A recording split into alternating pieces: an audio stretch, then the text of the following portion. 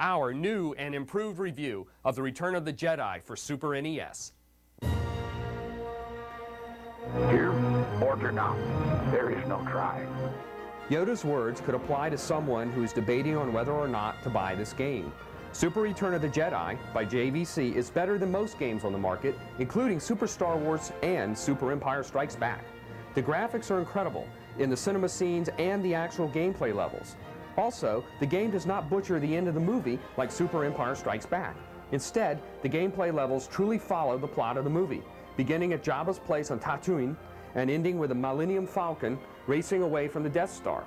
Throughout this compelling adventure, you will battle Jabba, Darth Vader, and the Emperor. Like no other game in the series, Super Return of the Jedi begins in a Mode 7 level, a trip to Jabba's palace in the land speeder before dawn. Use the B button to accelerate and Y to jump from landmass to landmass. As in any Mode 7 level, be on the lookout for vital shield power-ups. Choose Luke for the next level. Your goal is to reach Jabba's palace. The boss is the door guard that was in the movie, but before you start fighting him, you should eliminate the laser weapons mounted on the wall with a double jump lightsaber move. Defeat the boss with a double jump lightsaber attack, but be careful not to get too close to him because he may unleash a deadly electricity attack. Choose Luke once again for the third level. Make your way through the dark halls of Jabba's palace as you watch for those green pigs and opening grates in the floor. To beat Fortuna, boss, swing at him with a lightsaber by pressing Y repeatedly. When he disappears, jump into wherever he appears next and resume your attack. Use heal force power whenever needed. The next level should present no problem, but the Rancor pit is another story. Bust through the gray clutter of claws and rumble with a double jump lightsaber move. Be sure to get all the R2-D2 save points. When you reach the evil Rancor, Jabba's pet, you'll die. Hey, that's life. Choose to continue as Han Solo, whose weapon is a powerful blaster.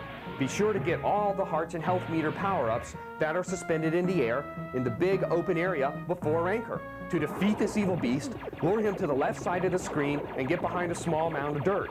From this corner, face right and shoot your blaster without stopping.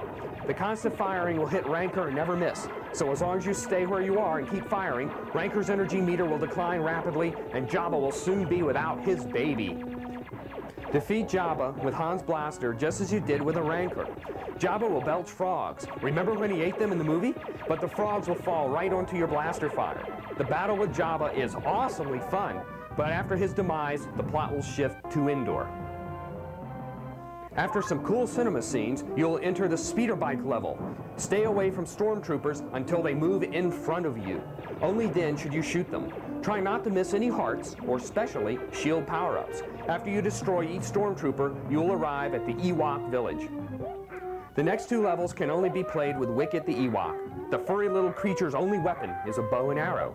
Make your way to the top of the screen and head right to the boss.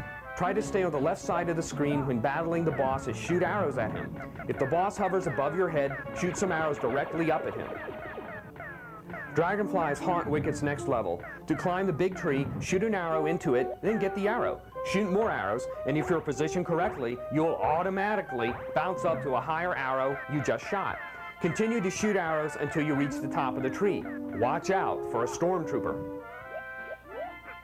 Luke will tell Leia that he must confront Vader, hence the next level. You'll need to ride several moving platforms to reach the area which leads to the boss. If you have played Super Empire Strikes Back, you'll recognize the boss. This version of the robot, however, is much easier to defeat. Whoa! Another awesome and amazing Mode 7 level becomes your next challenge. You control a swiveling gun on top of the Millennium Falcon, and the objective is to shoot all the TIE fighters. The next level is one of the most difficult in the entire game. Han or Leia is the best choice for your hero. What makes this level so hard are big guns on the circular discs with circumscribing moving platforms. Hopping between these platforms is also tricky. The key to winning is finding an out-of-the-way area. After one of the save points is a narrow passage, on the other side of which is a big gun. Shoot the gun, slide through the passage, and head right. Do not, however, head right to the vertically moving platforms. Instead, double jump up to a high area that is immediately after the big gun. Make your way to the right until you see a lot of blocks. Shoot the blocks with your blaster and work your way up through a lot more blocks to get a cool load of weapon power-ups.